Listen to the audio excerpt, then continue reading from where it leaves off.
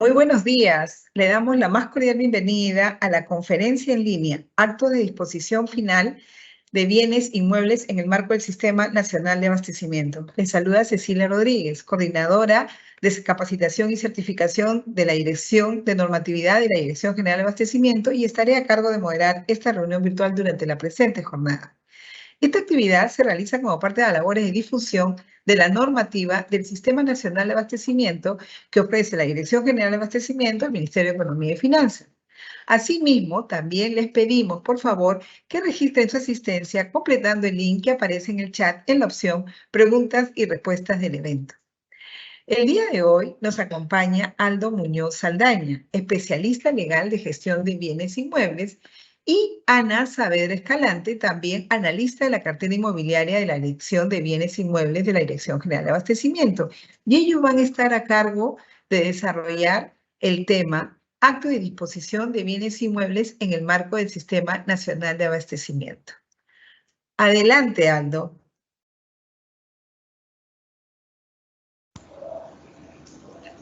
Muchas gracias, Cecilia. Buenos días con todos los presentes. En primer lugar, agradeciendo la invitación para poder hoy día desarrollar un tema relacionado con los actos de disposición de bienes inmuebles en el marco del Sistema Nacional de Abastecimiento, ¿no? Bueno, empecemos, por favor.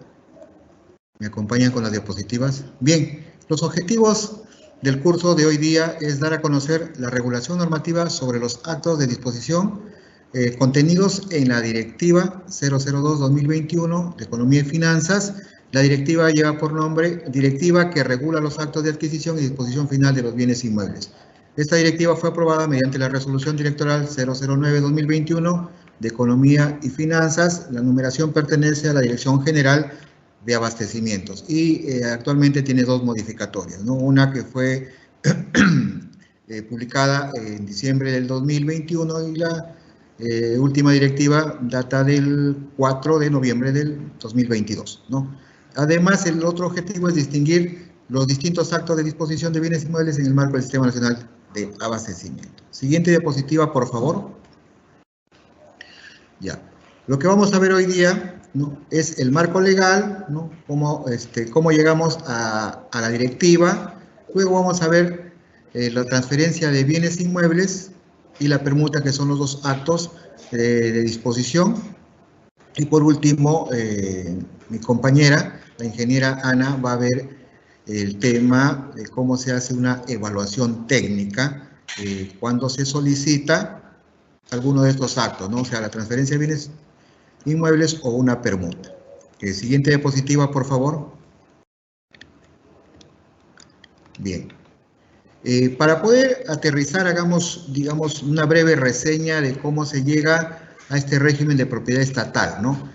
Nuestro sistema jurídico peruano, en nuestro sistema jurídico peruano, coexisten tres grupos de propiedades, ¿no? Estos grupos de propiedades se han dividido por una manera didáctica que tiene que ver, digamos, agrupados, no necesariamente porque no coexistan entre sí, sino básicamente para poder desarrollar que cada uno de ellos tiene una legislación especial, ¿no?, que lo distingue del otro. Tenemos por un lado la propiedad privada, ¿no?, la propiedad estatal, que es la que nos ocupa a nosotros, y por último tenemos un régimen de propiedad de las comunidades campesinas y nativas, ¿no? O sea, estos tres grupos coexisten, tienen, digamos, el reconocimiento a nivel constitucional y cada uno con sus particularidades propias, ¿no? Seguimos, por favor, con las diapositivas. Es así que la Constitución política, ¿no?, señala, respecto a lo que es propiedad privada, nos dice: toda persona tiene derecho a la propiedad y a la herencia. ¿Dónde encontramos eso? Literal 16 del artículo 2 de esta Constitución. Entonces, la Constitución garantiza el derecho a la propiedad. Esa es la premisa que tenemos que tener en claro, ¿no? Además, en el artículo 70 dice: el derecho de propiedad es inviolable, el Estado lo garantiza, se ejerce en armonía con el bien común y dentro de los límites de la ley. Desde ya estamos viendo que, pese a que la Constitución ¿no? O el Estado garantiza la propiedad privada, también le asigna ciertos límites, ¿no? Entonces vamos a encontrar límites a la propiedad, pero esos límites van a estar señalados en una ley. O sea, los límites no son arbitrarios, sino que tienen que estar señalados en una ley. Por ejemplo, cuando se habla de zonificación, pues va a ser imposible, digamos, construir, por lo más propietario que sea, si estoy cerca de un aeropuerto, construir pues un edificio muy alto, ¿no? Por tema de zonificación. O tal vez si tengo una propiedad rural y por ahí se ha proyectado que pase una carretera, en algún momento parte de mi propiedad va a tener que ser empleada en el derecho de vía, ¿no? Entonces hay un mecanismo para acceder, que el Estado me compre esa franja que necesita, y si no es posible llegar a un acuerdo, pues va a tener que, mediante la expropiación, ¿no? Acceder a eso. Entonces, desde ya vemos que hay algunas limitaciones, pese a que el derecho de propiedad está garantizado y señala que es inviolable, ¿no? Respecto a la propiedad estatal, que es nuestro tema, ¿qué nos dice la Constitución? Señala que los bienes de dominio público son inalienables. Esto quiere decir que no se pueden vender, ¿no? No se pueden transferir a particulares. Y dice que también son imprescriptibles. ¿Qué quiere decir? Que los particulares no pueden hacerse dueño mediante la prescripción adquisitiva de dominio de bienes de dominio público, ¿no? Los bienes de uso público pueden ser concedidos a particulares conforme a la ley para su aprovechamiento económico. Entonces acá ya nos está diciendo que también es permitido las concesiones, ¿no? De los bienes de uso público. Por ejemplo, ¿qué concesiones tenemos ahora? Tenemos básicamente las carreteras, ¿no? Que están concesionadas a privados. Siguiente diapositiva, por favor. Respecto a la propiedad estatal, la Constitución también nos habla en el artículo 193 que son bienes y rentas de los gobiernos regionales, aquellos bienes muebles e inmuebles de su propiedad, o sea, de propiedad de los gobiernos regionales. Igual ocurre con los gobiernos locales, o sea, las municipalidades también son bienes de ellos, aquellos que son de su propiedad, ¿no? Es un reconocimiento constitucional para que dentro de la autonomía que tienen estos gobiernos, tanto regional como local, puedan gestionar sus bienes, dentro de los cuales también están los bienes inmuebles, ¿no? Respecto a lo que es las propiedades de las comunidades campesinas y nativas, que es el tercer grupo que se ha identificado, el artículo 88 señala que el Estado apoya preferentemente el desarrollo agrario, garantiza el derecho de propiedad sobre las tierras en forma privada o comunal, o en cualquier otra forma asociativa. Y el artículo 89 dice que la propiedad de las tierras, o sea, de las tierras de las comunidades, ya sea campesinas o nativas, son imprescriptibles, salvo en caso que sean abandonadas, ¿no? Siguiente diapositiva, por favor.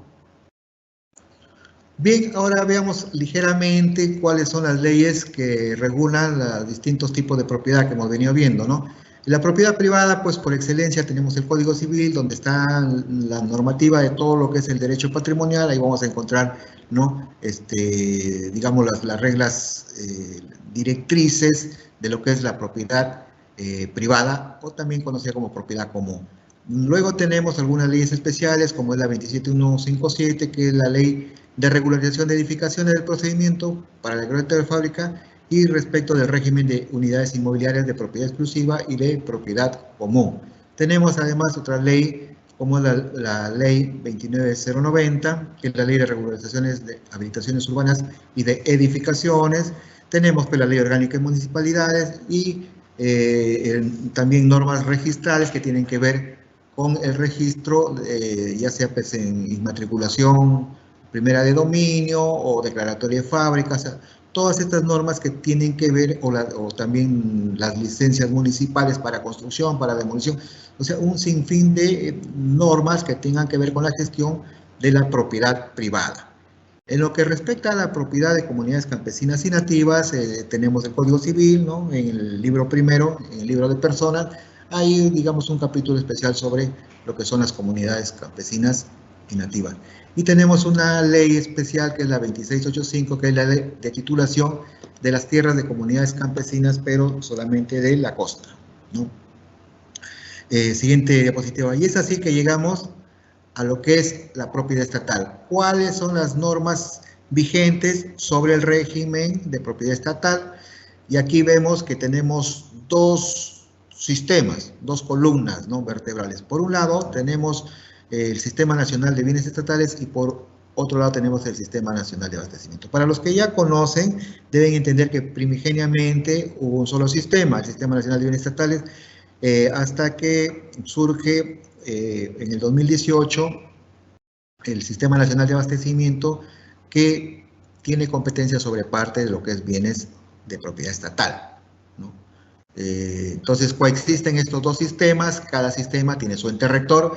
El ente rector del Sistema Nacional de Bienes Estatales es la Superintendencia Nacional de Bienes Estatales, más conocida como SBN, y el ente rector del Sistema Nacional de Abastecimiento es la Dirección General de Abastecimiento, que pertenece pues, al Ministerio de Economía y Finanzas, ¿no?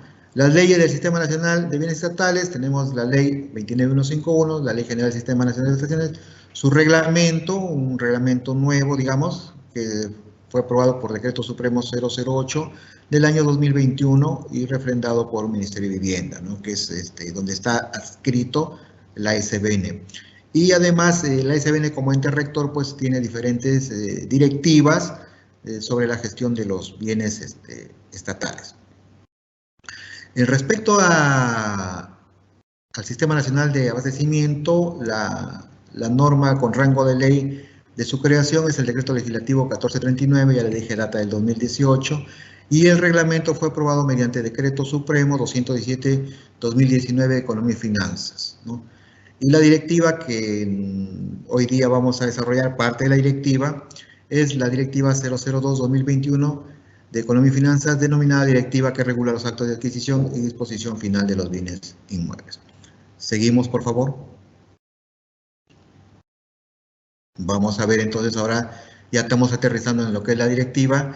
La directiva fue publicada el 5 de junio del año 2021, está próxima a cumplir 2 años. Fue modificada en una primera parte mediante Resolución Directoral 016 del año 2021, esta se publicó el 30 de diciembre de ese año, y la segunda modificación data del año pasado, mediante Resolución Directoral 04-2022, que se publicó el 4, ¿no? Acá hay un error, ese 28 es la fecha en que se suscribió la resolución, pero se publicó el 4 de noviembre de ese año. Entonces, si quieren buscarlo en el peruano, no lo va a encontrar con fecha de 28. 28 sí es la fecha en que se suscribió, se firmó la resolución, pero se publicó el día 4, ¿ya? Hay que tener en cuenta. Seguimos, por favor. Bien, ahora, ¿cuál es el objeto de esta directiva? ¿No? De toda la directiva, porque ahora vamos a ver simplemente de la directiva solo los actos de disposición. La directiva tiene por objeto regular los actos de adquisición, eso ya lo han visto en un webinar especial, ¿no? Los actos de adquisición de predios y de bienes inmuebles de privados, o sea, como los bienes privados pasan a la esfera estatal, ¿no? También regula la disposición final de los bienes inmuebles de titularidad del Estado y de las entidades públicas. En esta disposición final hay dos actos, ¿no? Diferenciados, unos son actos de adquisición, que también ya han sido expuestos en un webinar anterior, y los otros son los actos de disposición que casualmente nos toca ver hoy día, ¿ya? Eso dentro, digamos, para su adecuada gestión en el marco del SNA, del Sistema Nacional de Abastecimiento. Siguiente diapositiva. Bueno, para ir entendiendo, digamos, el ámbito de aplicación, vamos a ver que cuando se emitió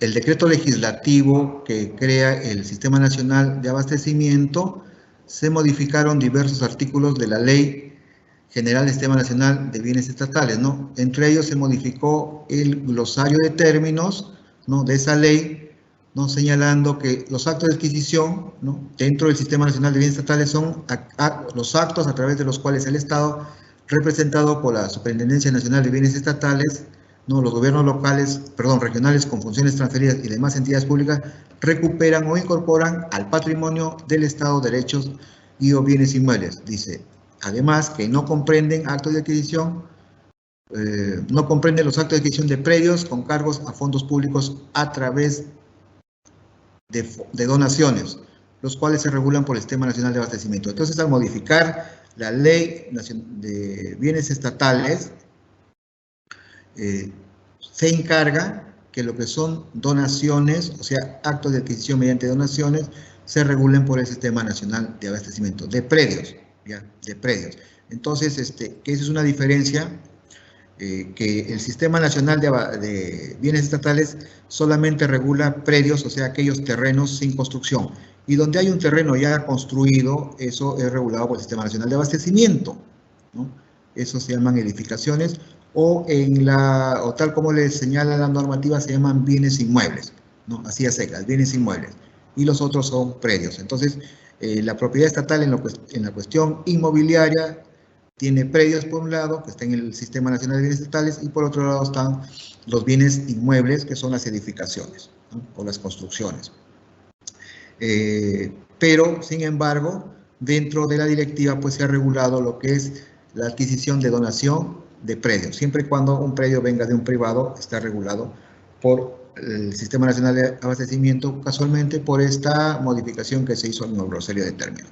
Siguiente diapositiva. ¿Cuál es el alcance de la directiva?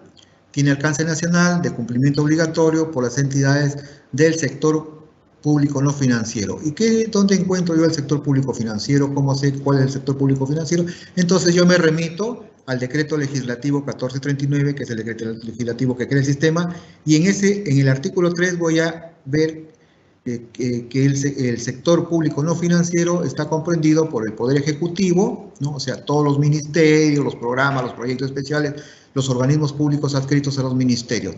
Tenemos el Poder Legislativo, que es el Congreso, ¿no? El que dicta leyes, que legisla, el Poder Judicial, perdón, que es la Corte Suprema, y las distintas cortes superiores a nivel de todo el territorio nacional. Tenemos los distintos organismos constitucionalmente autónomos como el Ministerio Público, el Jurado Nacional de Elecciones, tenemos la Oficina Nacional de Procesos Electorales, RENIEC, Junta Nacional de Justicia, Defensoría del Pueblo, Tribunal Constitucional, Contraloría General de la República, y por último tenemos la Superintendencia de Bancos y Seguros y AFPs, ¿no? También están las universidades públicas, los gobiernos regionales, los gobiernos locales y los organismos públicos de los niveles de gobierno regional y gobierno local, o sea, aquellos que pertenecen a ambos gobiernos, ¿no? Siguiente diapositiva, por favor. La directiva señala que las empresas públicas no financieras, ¿no? Otras formas organizativas no financieras del sector no financiero y todas las entidades del sector financiero, ¿no? Del sector público financiero, que también se encuentran ahí descritas en el artículo 3 del decreto legislativo 1439, para ellas no les de alcance esta directiva, ¿no?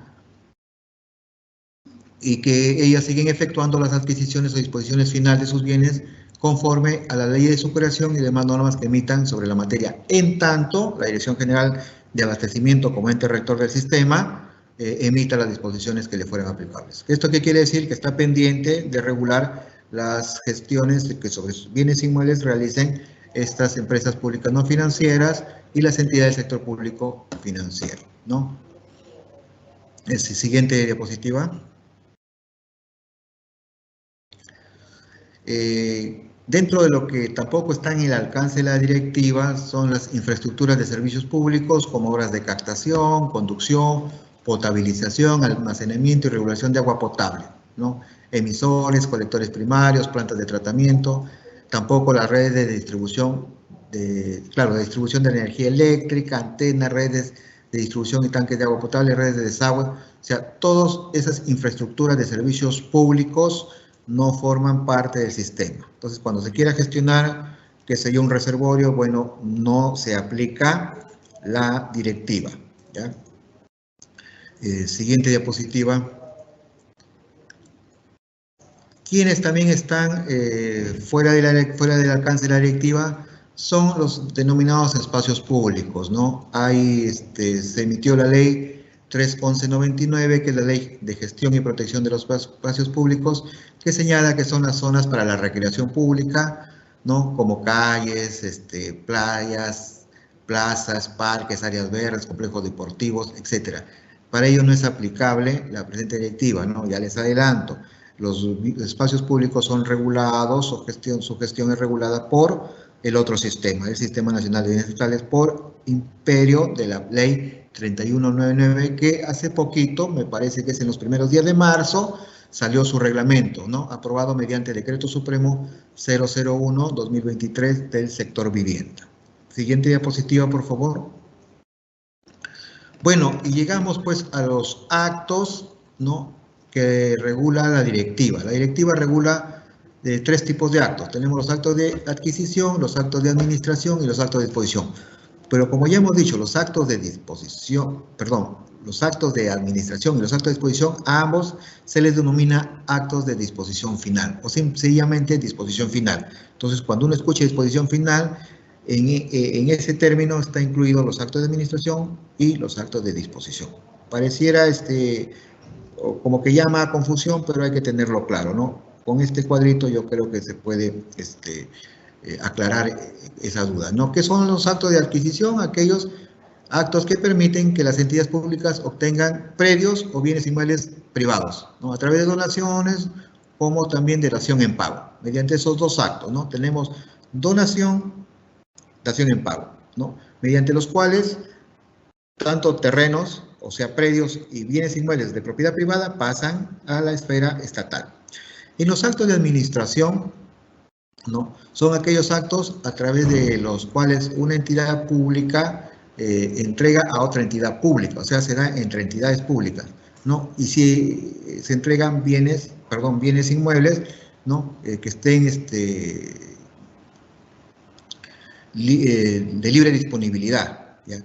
¿Para qué? ¿Para qué se entrega? ¿Para qué lo recibe la otra entidad? Para que lo use de manera, para que le otorgue un uso público o sirva de soporte para la prestación de algún servicio público. O sea, esa finalidad es va de manera permanente cuando se tiene que aprobar un acto de administración. Los actos de administración, o por el acto, digamos, el acto de administración por excelencia, es la afectación en uso, pero también la directiva regula como acto de administración la demolición, ¿ya?, que se pide una autorización para demoler. Y en los actos de disposición, que es lo que nos toca ver hoy día, tenemos pues la transferencia y la permuta. ¿Cuál es la diferencia entre acto de administración y disposición?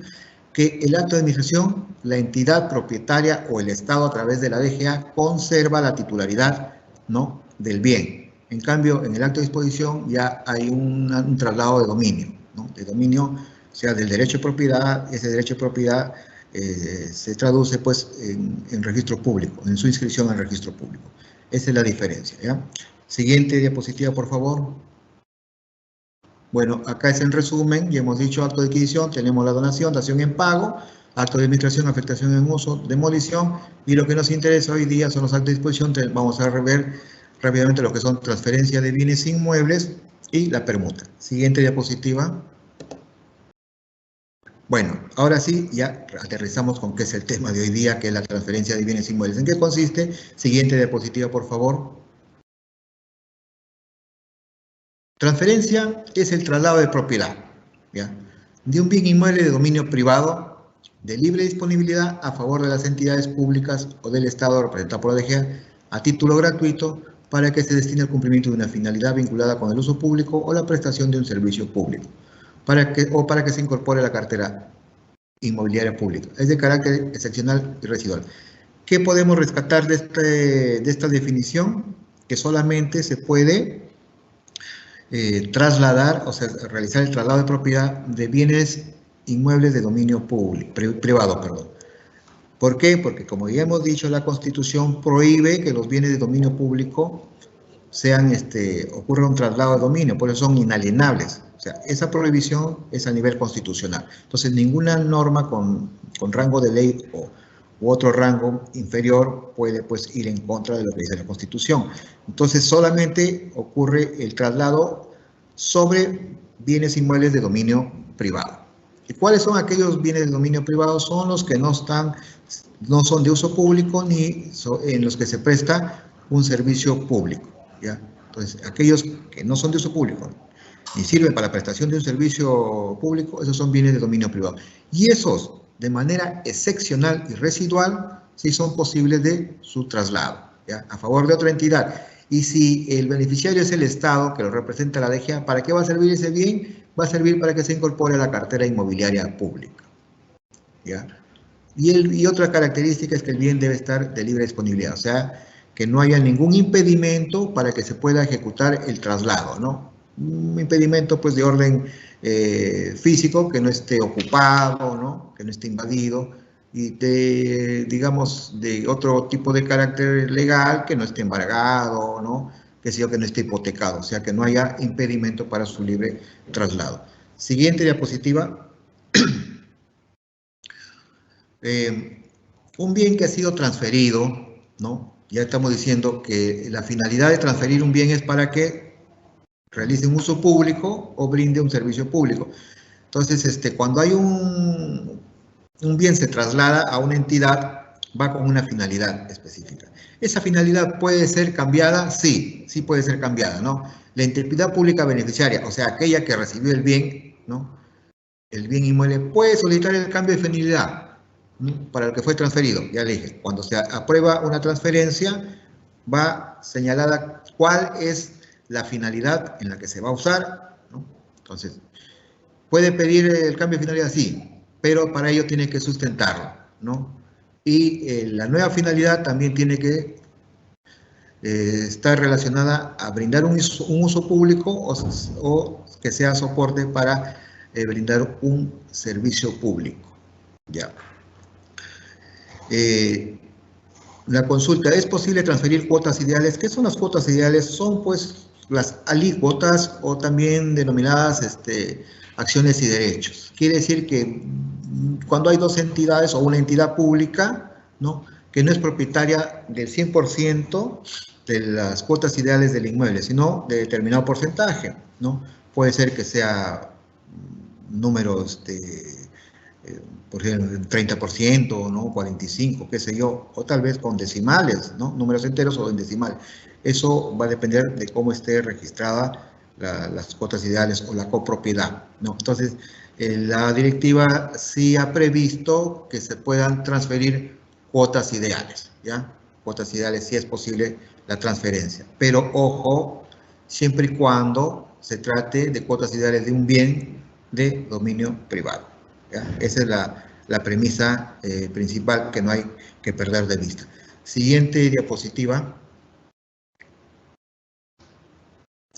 Requisitos que debe presentar la entidad que solicita la transferencia.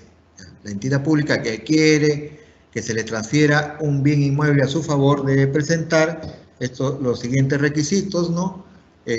Nombres y apellidos, ¿no?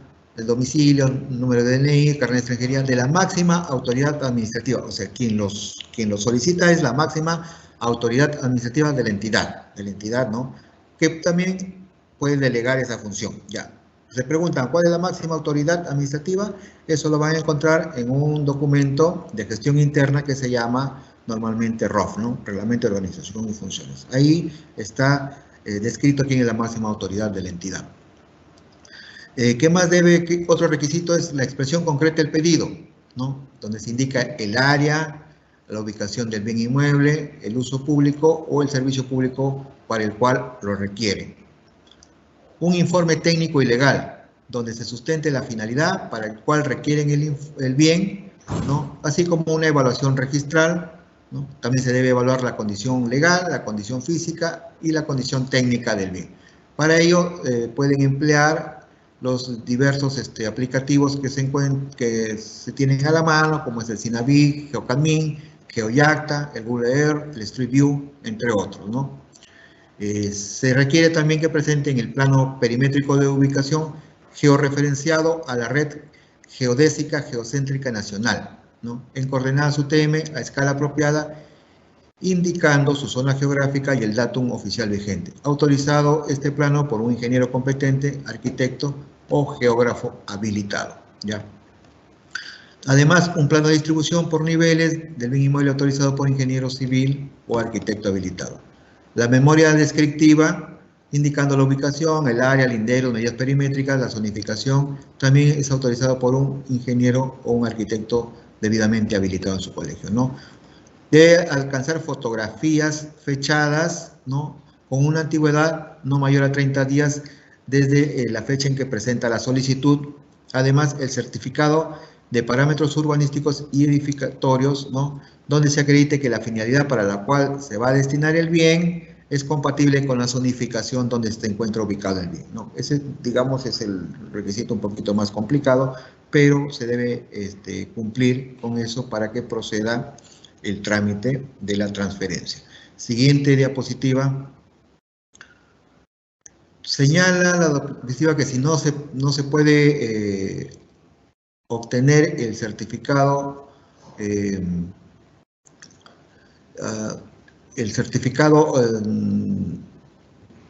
de parámetros urbanísticos, se puede presentar el certificado de zonificación y vías, ¿ya? Pero siempre y cuando también acredite que es compatible, ¿no?, con la zonificación, o sea, la finalidad que se le va a otorgar al bien inmueble solicitado en transferencia sea compatible, pues, ¿no?, con la zonificación. ¿Qué ocurre si quien solicita es un gobierno regional o un gobierno local? Como adición a los requisitos que acabamos de explicar, debería presentar también un acuerdo de consejo, ¿no? Un acuerdo de consejo regional, si es el gobierno regional quien solicita la transferencia, o un acuerdo de consejo municipal, si es un gobierno local el que solicita la transferencia del bien inmueble. Siguiente diapositiva, por favor.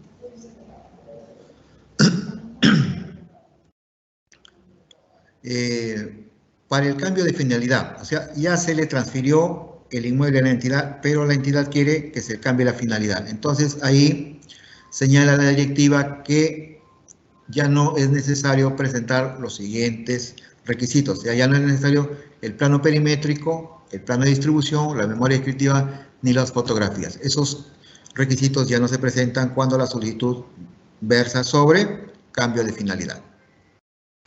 Una vez emitida la resolución que aprueba la transferencia, ¿no?, se suscribe el acta de entrega-recepción, ¿ya? Esta acta de entrega-recepción, un modelo, está como anexo número 1 de la directiva, ¿no? Con eso se materializa, digamos, la entrega del bien inmueble a la entidad beneficiaria.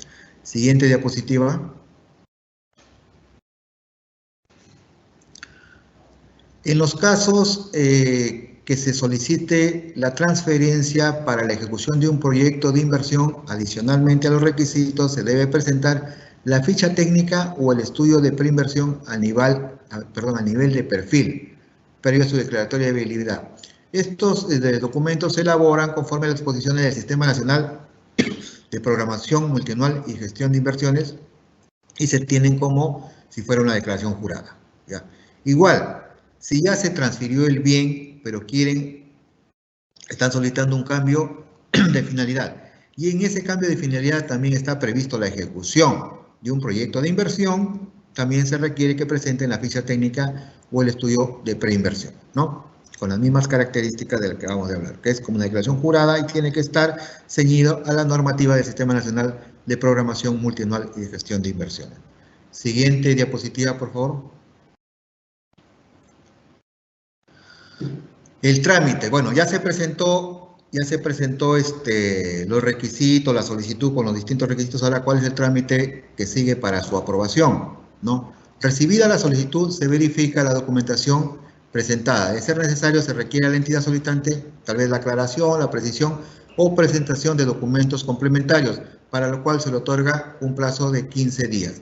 Este plazo puede ser ampliado por 15 días adicionales, siempre y cuando lo justifique, ¿no?, y con razones debidamente, lo justifique y requiera, o sea, la entidad tiene que requerir el plazo. Entonces, se puede ampliar por 15 días más.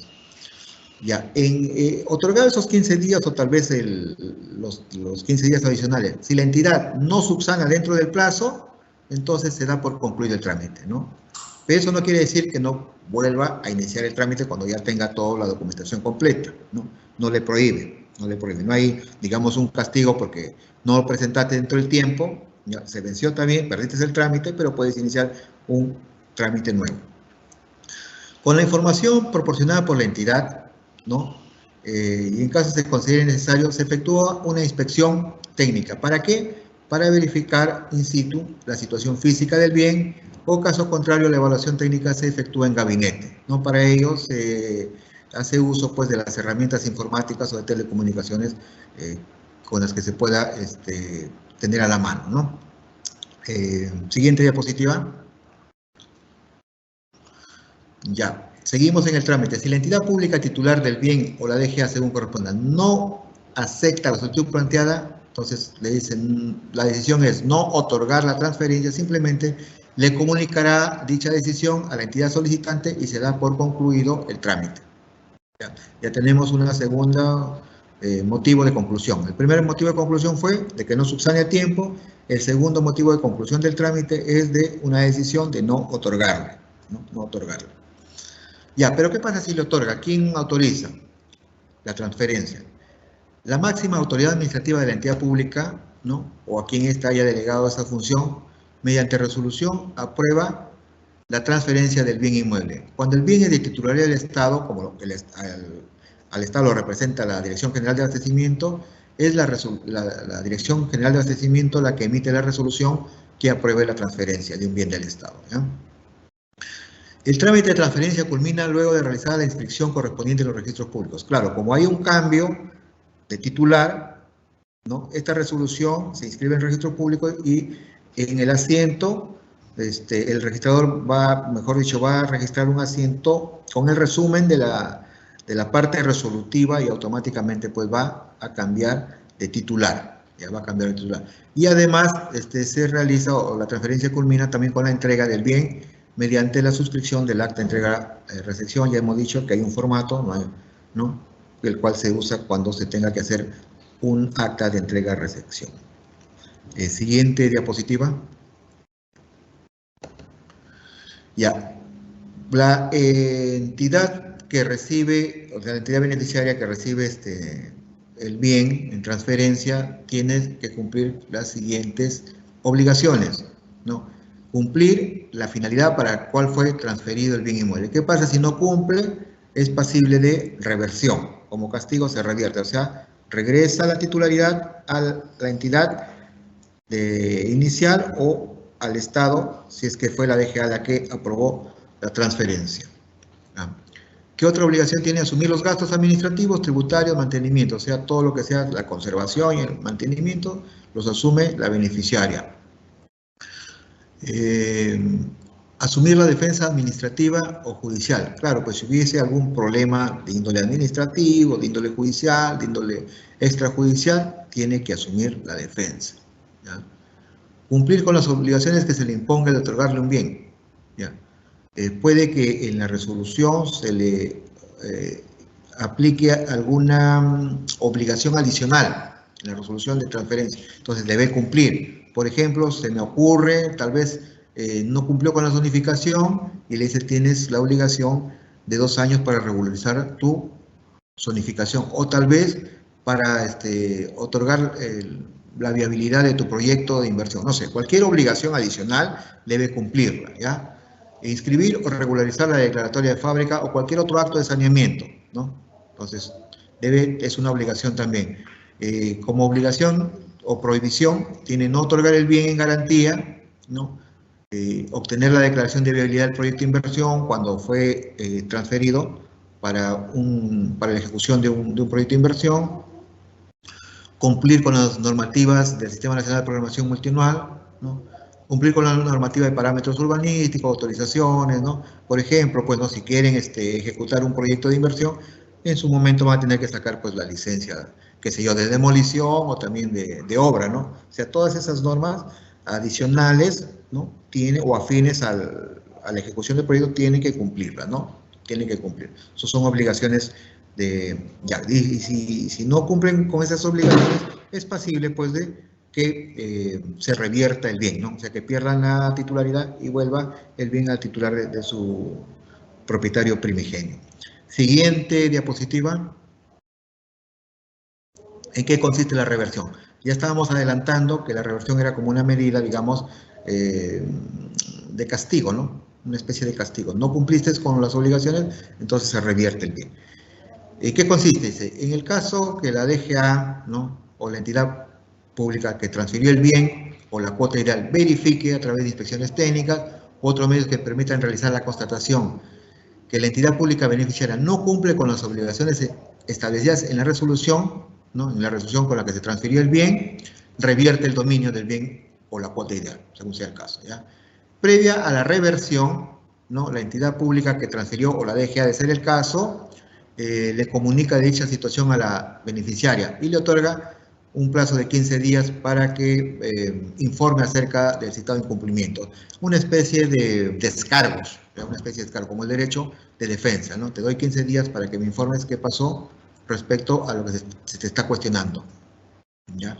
En caso se determine que el incumplimiento no es por causas atribuibles a la entidad beneficiaria, entonces se le comunica que no se continúa con el procedimiento de la reversión, o sea, se archiva, ¿ya? Se archiva, ¿ya? Pero si se determina que las causas sí son atribuibles a la entidad, o sea, las causas de incumplimiento de obligaciones es atribuible a la entidad beneficiaria, entonces la máxima autoridad administrativa, o sea, la que otorgó la transferencia, es también la que aprueba la reversión de dominio, ¿ya? Tratándose, si fue la DGA, también la DGA, mediante resolución directoral, va a ser la que emita la reversión de dominio, ¿ya?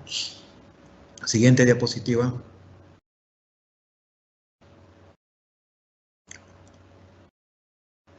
Ya.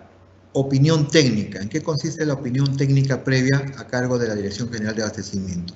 Señala la directiva que cuando una entidad pública decide transferir un bien inmueble o una cuota ideal de su titularidad a otra entidad pública, previamente debe comunicarlo a la DGA a fin de que en el plazo de 30 días la DGA emite el pronunciamiento respecto a la propuesta de transferencia, ¿ya? Pero el pronunciamiento que emite la DGA es únicamente respecto, o sea, se va a ceñir a verificar la optimización del uso del bien, ¿no?, así como el cumplimiento de los requisitos. Solamente esos dos aspectos revisa la DGA, no se va a pronunciar por otros temas, ¿ya? Luego de la evaluación técnica y legal, en particular los requisitos contenidos, ¿no?, contenidos en la directiva, puede emitir opinión técnica favorable para que se apruebe transferencia de un área menor. O sea, la DGA sí puede opinar señalando de que lo que se está pidiendo tal vez es excesivo, entonces opina para que se transfiera un área menor. Y respecto del área remanente, que no sería objeto de transferencia, la DGA puede solicitar a la entidad pública titular del bien que dicha área sea independizada y transferida al Estado, ¿no?, al Estado representado por la DGA, para ser incorporado a la cartera inmobiliaria pública, ¿no? La opinión técnica que emite la DGA, no es de aplicación para los actos de disposición que efectúen los gobiernos regionales y los gobiernos locales, o sea, simplemente para otro tipo de entidades, ¿no? Eso es por un tema de autonomía, ¿no? Los gobiernos regionales y los gobiernos locales, en la propia ley, en sus propias leyes orgánicas, señalan que la aprobación de la transferencia es con acuerdo tanto del Consejo Regional como del Consejo Municipal. Entonces, para evitar esa colisión, se ha preferido o se ha señalado en la directiva que no es de aplicación la opinión técnica de la DGA cuando sea un gobierno local o un gobierno regional el que pretenda transferir un bien de su propiedad. Siguiente diapositiva. Bueno, ahora veamos el otro acto de disposición, que es la permuta, ¿ya? ¿Qué es la permuta? Siguiente diapositiva. La permuta de bienes es de carácter excepcional, ¿ya? Y permite a entidades públicas y al Estado representado por la DGA efectuar intercambio recíproco de bienes inmuebles de su propiedad a fin de destinarlos a uso público o servicio público. O sea, todo bien que se transfiera, ¿no?, tiene que siempre ir con la finalidad, ¿no?, con la finalidad de que sea para uso público o para brindar un servicio público. En caso de bienes de titularidad del Estado, estos se incorporan a la cartera pública. ¿Qué quiere decir eso? Que si es la DGA la que participa en una permuta, el bien que recibe va a ser para incorporarlo a la cartera inmobiliaria pública. Siguiente diapositiva.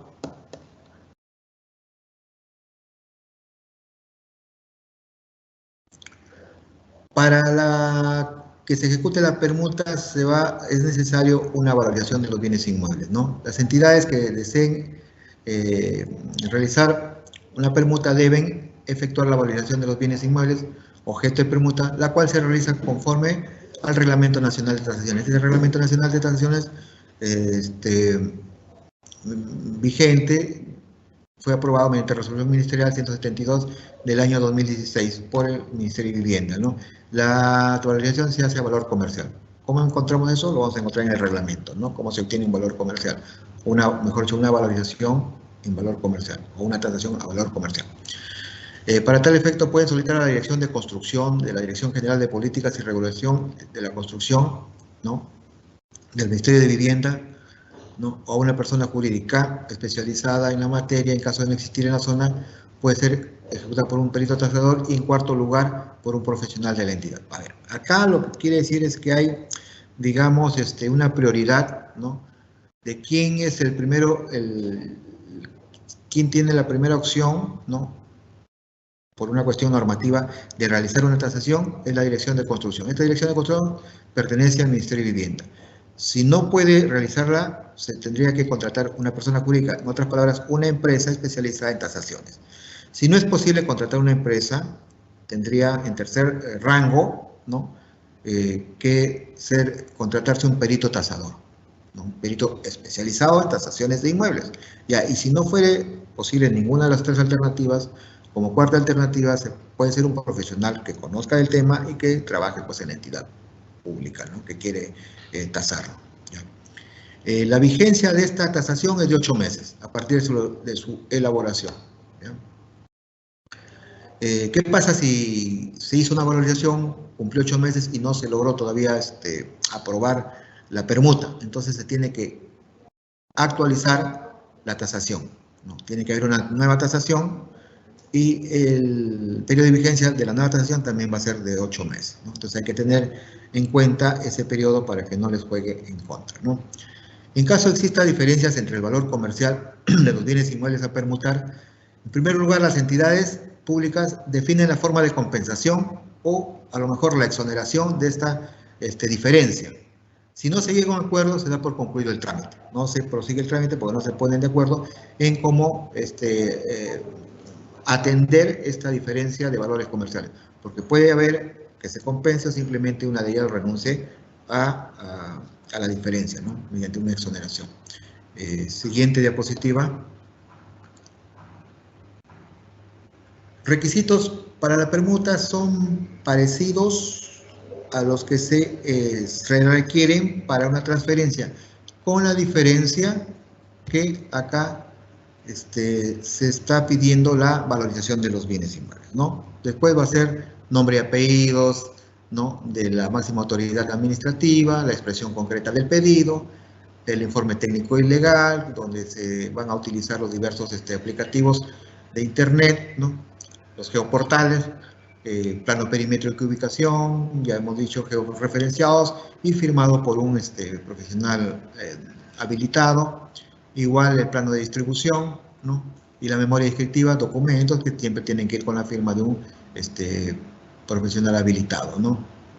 Fotografías también. Y esta información son respecto de los dos inmuebles, ¿no? Como acá hay dos inmuebles que se van a transferir recíprocamente, entonces tienen que tener la documentación de ambos inmuebles. Siguiente diapositiva, por favor. Ya. ¿Qué pasa? ¿Qué pasa para si interviene dentro de lo que es la permuta un gobierno regional o un gobierno local, ¿no? Son los mismos requisitos y adicionalmente tienen que presentar su acuerdo, pues, ¿no? Si es un gobierno regional, el acuerdo es por parte del Consejo Regional, y si es un gobierno local, es una municipalidad, el acuerdo tiene que ser del Consejo Municipal. Y el trámite para la permuta de bienes inmuebles señala la directiva que el trámite se adecua en lo que resulte aplicable al diseño para la transferencia de bienes inmuebles, ¿no? Entonces, el trámite que hemos visto, ¿no? Para aprobar una transferencia de bienes inmuebles, en lo que resulte aplicable, también va a ser el mismo para tramitar una solicitud de permuta, ¿no? Bien, ahora vamos a ver cómo se realiza pues, una evaluación técnica. Para eso yo dejo con ustedes a mi compañera, la ingeniera Ana Saavedra. Conmigo nos vemos luego en las preguntas, ¿no? Permiso.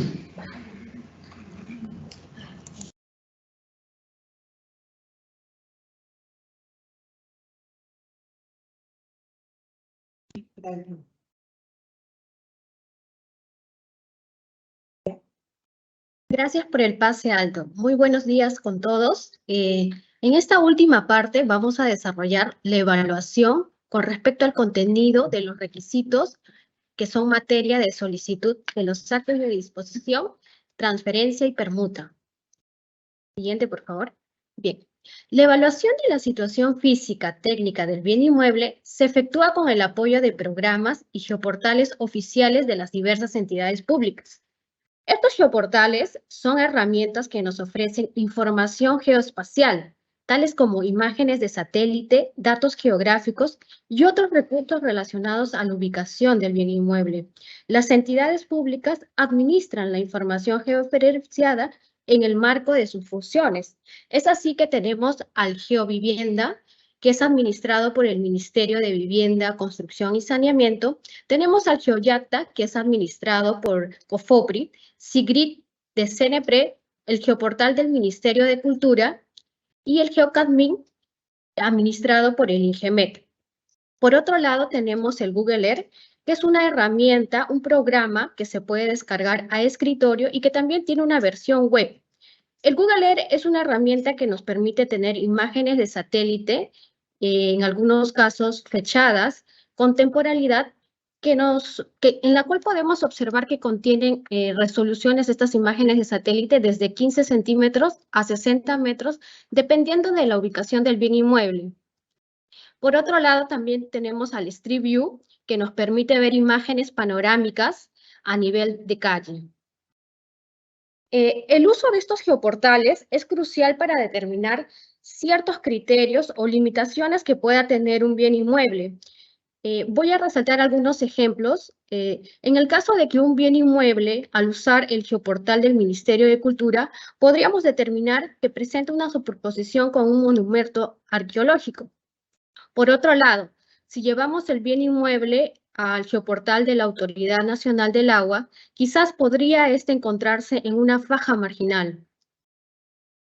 A través del SIGRID también podríamos determinar que el inmueble podría ubicarse en una zona de riesgos. Siguiente, por favor. Como elementos básicos para hacer este tipo de evaluaciones, tenemos en principio al número de partida registral. Aquí me gustaría recalcar que no todos los geoportales o aplicativos permiten este nivel de consulta. Por ejemplo, el GeoYacta sí nos permite realizar consultas con el número de partida registral o llámese código de predio. También el aplicativo Sinavip, dentro de sus búsquedas avanzadas, nos permite hacer consultas a nivel de la partida registral. Por otro lado, los geoportales sí es necesario contar con la ubicación del bien inmueble y teniendo como formato el polígono, ya sea en KML, en Shapefile o entre otros. En el caso de que no se pudiera obtener el polígono, también se puede ubicar el bien inmueble utilizando las coordenadas geográficas o las coordenadas UTM. Siguiente, por favor. Siguiente.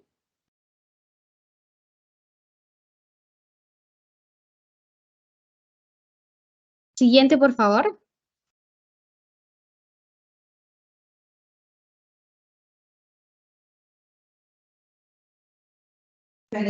Bien, bueno, en la diapositiva podemos observar que hemos encontrado un bien inmueble mediante el Google Earth. Y la imagen del Google Earth nos permite ver una visualización del bien inmueble en 3D. Con el Street View podemos obtener una imagen frontal del bien inmueble.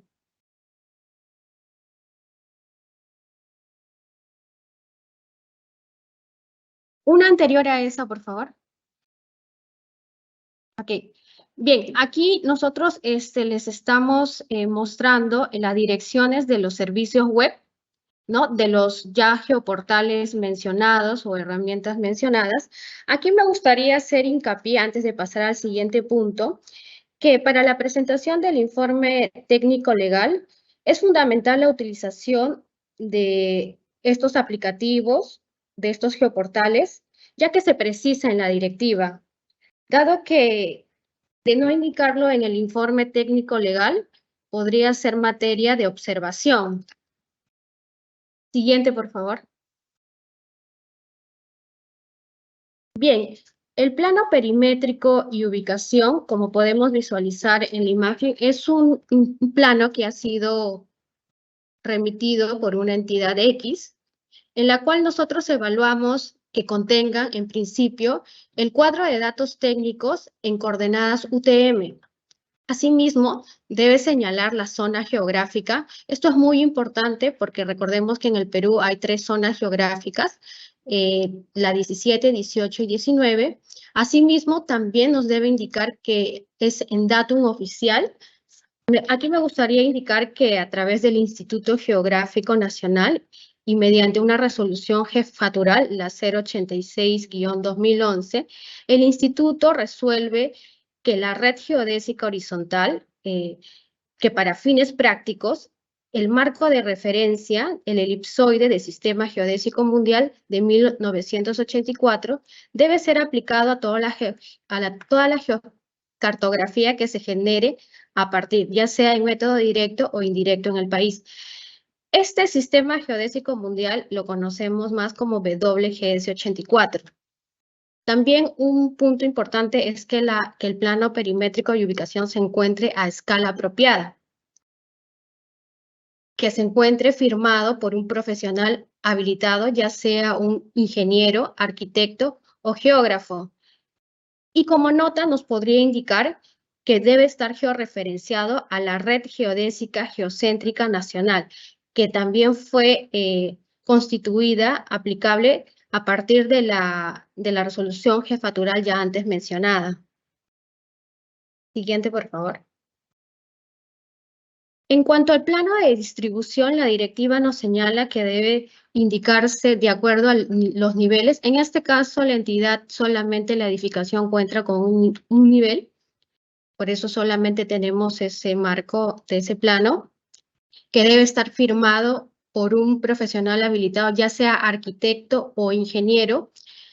Ya que, a pesar de que no se indique en la directiva, me gustaría recomendar que pudieran colocar el nombre de los ambientes, el mobiliario y las cotas de 3 niveles, porque de esta manera nosotros nos permite tener una amplitud de lo que se tiene en la edificación.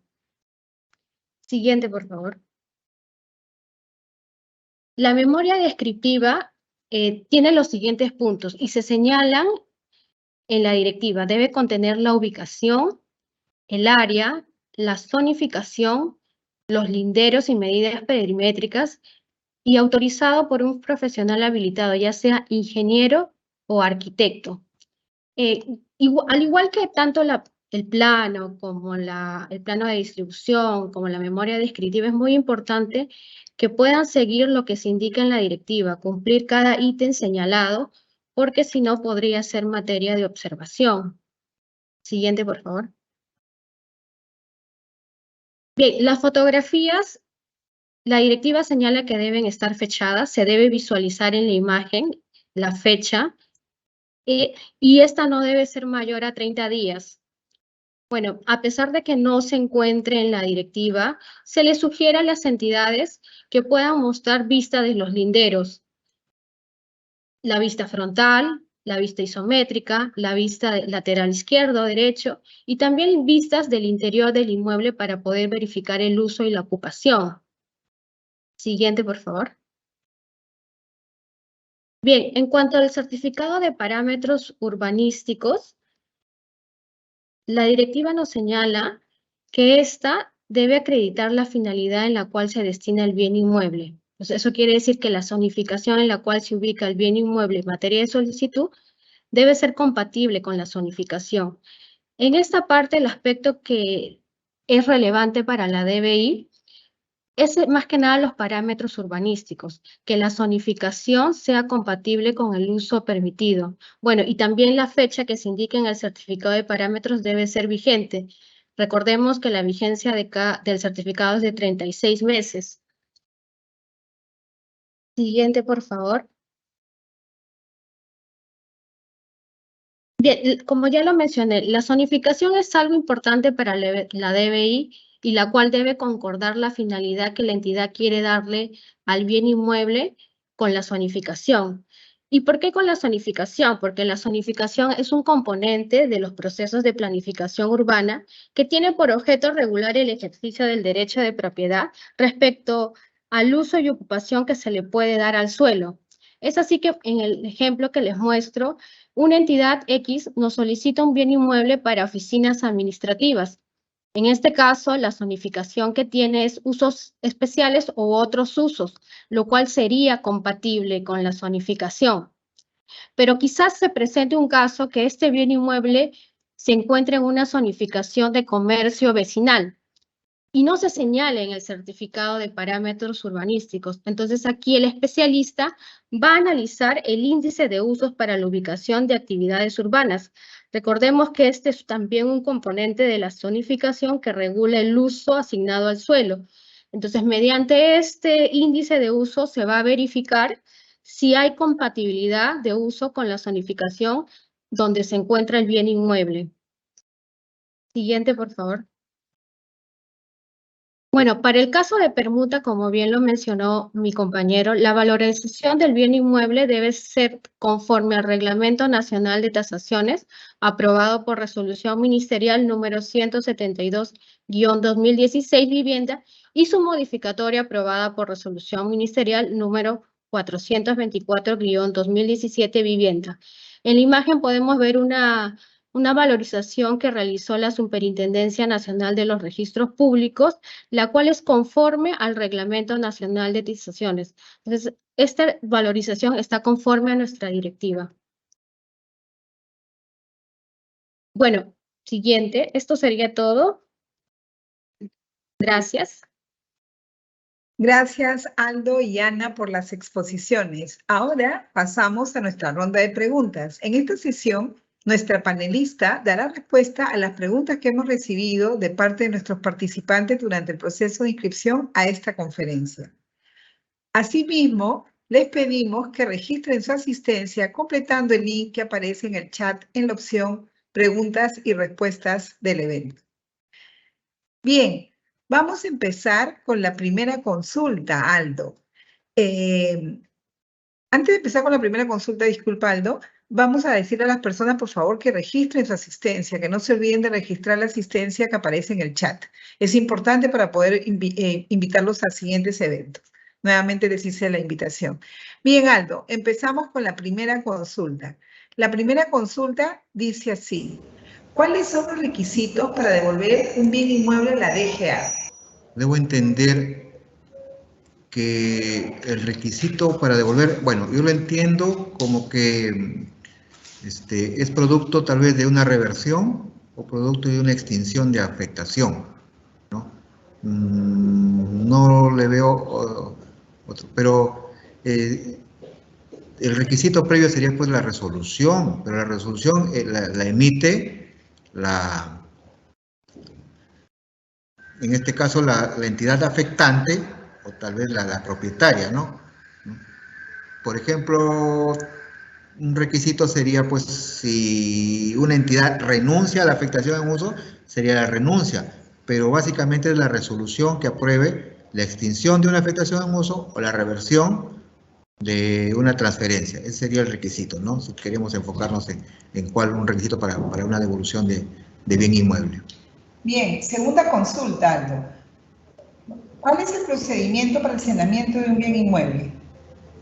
Ya, para saneamiento va a depender de qué acto de saneamiento se pretende ejecutar, ¿no? O sea, si quiero ejecutar tal vez una primera inscripción de dominio, o tal vez una rectificación de áreas y linderos, o una declaración de fábrica, etcétera, ¿no? Pero vayámonos a detalle, eso lo vamos a poder ver en el documento digamos, la norma que regula el saneamiento de bienes inmuebles, eso lo encontramos en el reglamento de la Ley 29151, que es la Ley General del Sistema Nacional de Bienes Estatales.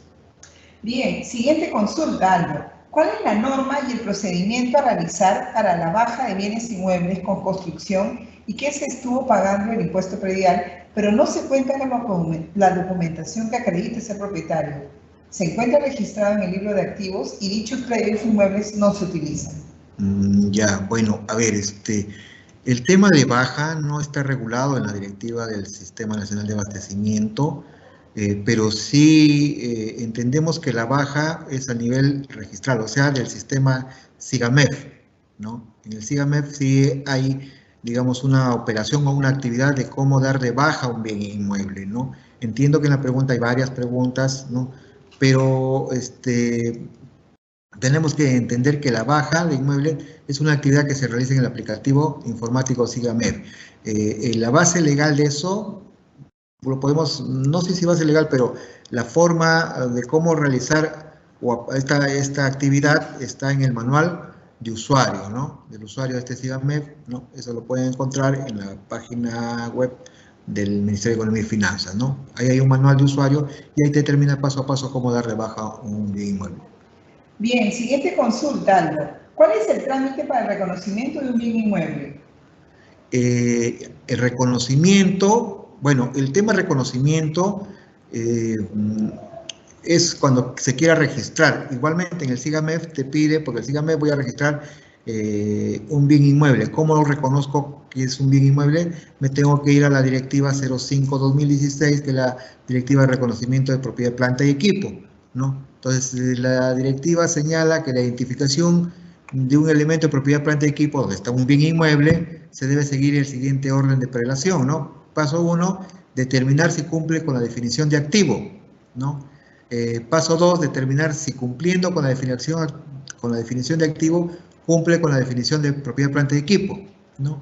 Y paso 3, identificar si no está dentro de las excepciones del numeral 1, ¿no? ¿Y qué nos dice el numeral 1? ¿Cuáles son las excepciones? Que no se consideran activos los activos biológicos relacionados con agricultura o con derechos mineros o con reserva de minerales como petróleo o gas natural. Entonces, si cumple con esos ahí, esa es, digamos, mejor dicho, la manera de reconocer un bien inmueble, ¿no? Que es una propiedad, planta y equipo. Muy bien. Siguiente consulta. ¿Cuáles son los documentos que se deben de presentar para solicitar una donación de un bien inmueble? Bueno, acá hoy día hemos visto lo que es transferencia. Entiendo que la pregunta puede ser por transferencia, ¿no? Porque la donación de un bien inmueble, o sea, en nuestra directiva no hay mayores requisitos porque eso es, digamos, la voluntad proviene de un privado, ¿no? Pero si quieren decir, si la pregunta está señalada a una transferencia, sí, pues hemos dicho los requisitos, lo acabamos de exponer, están contenidos en el artículo 29 de la directiva, entre los cuales se encuentra, pues, presentar una solicitud con nombres completos de la máxima autoridad administrativa de la entidad, que solicita la exposición concreta del pedido, informe técnico legal, planos, memorias descriptivas, fotografías, certificados de parámetros urbanísticos, entre otros, ¿no? Bien, siguiente consulta. ¿Una municipalidad puede transferir en donación un bien inmueble directamente al INPE? Sí, sí es posible, ¿no? Sí es posible, pero ojo, acá tienen que ver que no es el término que se emplea es transferencia, ¿no? Hay que adecuar los términos. O sea, transferencia quiere decir pues una entrega gratuita, ¿no? Digamos, en el vocabulario común, pues, asociarse a una donación. Sí, sí es posible, acabamos de desarrollar lo que significa la transferencia, pues, ¿no? Entonces, mediante el procedimiento de transferencia, sí puede transferir siempre y cuando el bien sea de dominio privado. Bien, siguiente consulta. ¿Cuál es la diferencia de cesión en uso y afectación en uso en contraposición de donación y transferencia de un bien inmueble? Bueno, no entiendo en contraposición, pero bueno, hay que empezar diciendo que la cesión en uso es una figura que está prevista en el otro sistema, el Sistema Nacional de Bienes Estatales, que es para otorgar inmuebles a particulares. Nosotros no vemos eso porque, digamos, el espíritu del Sistema Nacional de Abastecimiento es valga la redundancia, cumplir con abastecer o darle un mejor uso a los bienes dentro del Estado, o sea, va dirigido hacia entidades. Por eso no está la figura de cesión en uso, solamente la de afectación, ¿no? En todo caso, si quieren conocer la diferencia, en el otro sistema la cesión en uso es cuando se le otorga a un particular, ¿no? Y la afectación cuando es entre entidades del Estado. Y respecto a la donación y transferencia, pues dentro de nuestro sistema, la donación es cuando se incorpora un bien privado al Estado, ¿no? De manera gratuita. O sea, cuando un privado le dona al Estado o a una entidad estatal, ¿no? Y la transferencia es, digamos, entre entidades del Estado. Esa es la diferencia. Muy bien. La siguiente consulta. ¿Se puede disponer a subasta pública la desafectación de uso de un bien inmueble que pasa a ser dominio privado del Estado? Ya, bueno, esa figura también está en el otro sistema, que tienen las facultades de desafectar. Desafectar, ¿qué significa? Es pasar un bien inmueble de dominio público al dominio privado. En nuestro sistema no es posible eso, ¿no? No es posible, no tenemos esa facultad y tampoco podemos subastar, ¿no? Tampoco podemos subastar. O sea, no está regulado ni la desafectación de bien de dominio público a bien de dominio privado, ni la venta. Muy bien, siguiente consulta. ¿Cuáles son los documentos que se deben presentar para el registro de un bien inmueble donado en años anteriores? En años anteriores, bueno, es igual, ¿no? Va a depender de qué registro quiero hacer, ¿no? Si quiero hacer un registro en el SIGA, me ceñiré pues a lo que me señala el manual de usuario, pero si yo quiero ese bien inmueble registrarlo en un registro jurídico, o sea, en el registro de bienes de predios de la SUNAR, entonces tengo que ver qué requisitos me exige el reglamento de inscripción de registro de predios de la SUNAR, ¿no? Entonces, va a depender de qué registro quiera hacer. Si quiero hacer en el SIGA o en la SUNAR, y cada uno de ellos me da requisitos específicos. Muy bien, Aldo. Siguiente consulta. Un coliseo cerrado que brinde el servicio público de deporte, de propiedad del Estado, Gore Amazonas. ¿Quién sería competente para evaluar un pedido de afectación en uso en vías de regularización por parte del IPD? A ver, muy interesante la pregunta. Recuerdan en la exposición que yo dije que cuando estábamos viendo los alcances de la directiva, hubo un tema sobre espacios públicos, ¿no? Donde había los coliseos son considerados espacios públicos y son considerados espacios públicos por la ley 31199.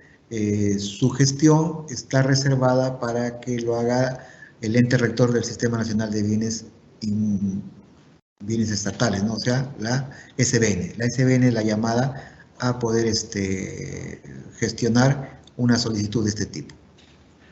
Bien, siguiente consulta. ¿Es competencia de la Dirección General de Abastecimiento los predios con construcciones y que cuenten con un espacio de área verde? A ver, hay que depende, pues si el área verde se encuentra dentro de lo que es dentro de lo que, a ver, sobre el cual se ejerce el derecho, ¿no? Por ejemplo, si es de propiedad o de afectación, claro que es competente, ¿no? Pero si es un área verde fuera, ya no, pues eso sería un espacio público, hay que diferenciarlo. Muy bien, siguiente consulta. ¿Se cuenta con un contrato donde se alquila un bien inmueble para el funcionamiento del Consejo Fiscal y vence el 13 de octubre del 2023? La consulta ¿es necesario informar a la Dirección General de Abastecimiento sobre la renovación del contrato? No hay una obligación de informar, no es necesario informar a la DGA. Pero resulta conveniente recordarles que existe una directiva que deben revisar, que es la 03/2021, denominada Disposiciones Previas al Arrendamiento de Bienes Inmuebles por parte de los ministerios, organismos públicos, programas y proyectos especiales, en la cual tiene una modificatoria, ¿no? Yo recomiendo darle una lectura a eso.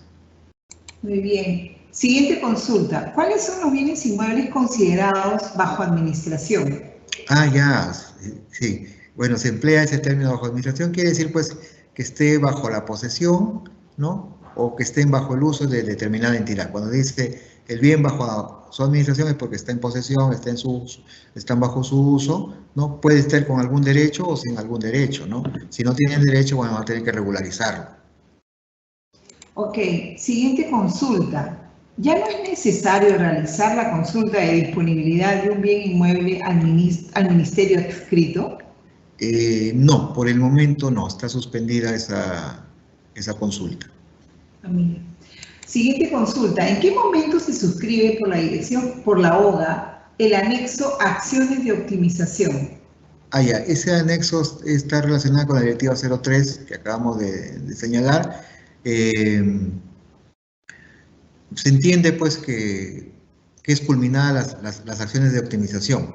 Culminadas las acciones de optimización es que se suscribe dicho anexo. Bien, siguiente pregunta. Para los bienes inmuebles de propiedad de las municipalidades, ¿se debe aplicar la cesión en uso o la afectación en uso? Bueno, el Sistema Nacional de Abastecimiento habla de afectación en uso. Lo que pasa es que las municipalidades, hay que entender que la norma de municipalidades es más antigua, ¿no? Entonces, las municipalidades hablan o le denominan cesión en uso, ¿no? Entonces, no hay que confundir, es una cuestión de terminología, pero debe entenderse que es una afectación en uso. Pero si yo me quiero ceñir a lo que es la ley pues señala o usa la terminología cesión en uso. Esa es la diferencia. Bien, siguiente pregunta. Ante la modificación de la directiva, ¿cuál será el procedimiento a seguir para la contratación de bienes inmuebles? ¿Será necesario continuar consultando a la DGA del MEF la búsqueda de bienes inmuebles? Sí, interesante la pregunta. Eso se vio en el webinar anterior, que está suspendida ese trámite de consultar a la DGA. La suspensión es hasta el 31 de julio del año 2024. Ok, y como última consulta, Aldo, ¿cuáles son las últimas modificaciones a la directiva de bienes inmuebles? La última modificación la encontramos en la resolución 04 del 2022, publicada el 4 de noviembre del año pasado, ¿no? Ya eso fue materia de exposición en una webinar anterior. Entre sus principales modificaciones tenemos que se ha modificado pues el trámite, ¿no? De regularización, ¿no? Se ha modificado también la demolición, ¿no? Y el plazo, ¿no? Para la regularización, que se ha ampliado hasta el 31 de diciembre del año 2024. Esas son las principales modificaciones que han realizado que se ha realizado a la directiva 002-2021. Bien, no habiendo más preguntas, yo una vez más testimonial mi agradecimiento a ti, Cecilia, por por esta invitación. Espero también a los participantes haya por lo menos colmado las expectativas.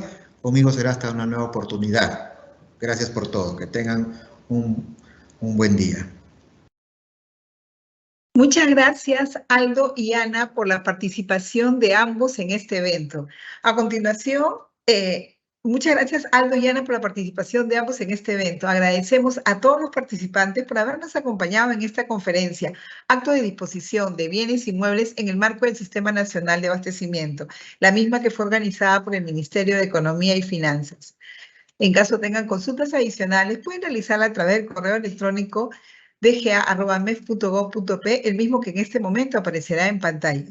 El video de la conferencia será publicado en el canal de YouTube del Ministerio de Economía y Finanzas y los invitamos a suscribirse a este canal y activar las notificaciones para recibir alertas cada vez que subamos un video. Que tengan todos muy buenas tardes y hasta pronto.